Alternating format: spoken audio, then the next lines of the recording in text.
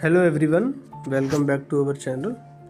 तो यहाँ पे प्रमुख कृषि अनुसंधान और उनके मुख्यालय को देखेंगे। देखिए, सबसे पहला है भारतीय कृषि अनुसंधान परिषद, ICAR इसे बोला जाता है शॉर्ट फॉर्म में। ये आपका नई दिल्ली में है, तो आपको ये याद रखना है ICAR का मुख्यालय कहाँ है, नई दिल्ली में है। इसी तरीके से आप देखेंगे भारतीय कृषि अनुसंधान संस्थान IARI का भी मुख्यालय नई दिल्ली में है, ये आपको याद रखना है। कृषि एवं प्रसंस्कृत खाद्य उत्पाद निर्यात विकास प्राधिकरण APDA आपका, ये भी नई दिल्ली में है।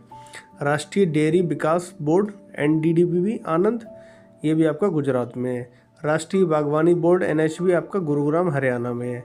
इसी तरीके से आप देखेंगे केंद्रीय तंबाकू अनुसंधान संस्थान राजमुंद्री, ये आपका आंध्र प्रदेश में पड़ता है। भारतीय गन्ना अनुसंधान संस्थान IISR लखनऊ, ये आपका यूपी में है। इसी तरीके से आप देखेंगे केंद्रीय चावल अनुसंधान संस्थान CRRI का मुख्यालय कहाँ है, तो ये देखिए आपके प्रीवियस ईयर में आए हुए क्वेश्चन भी हैं इसमें कुछ, कटक उड़ीसा में है।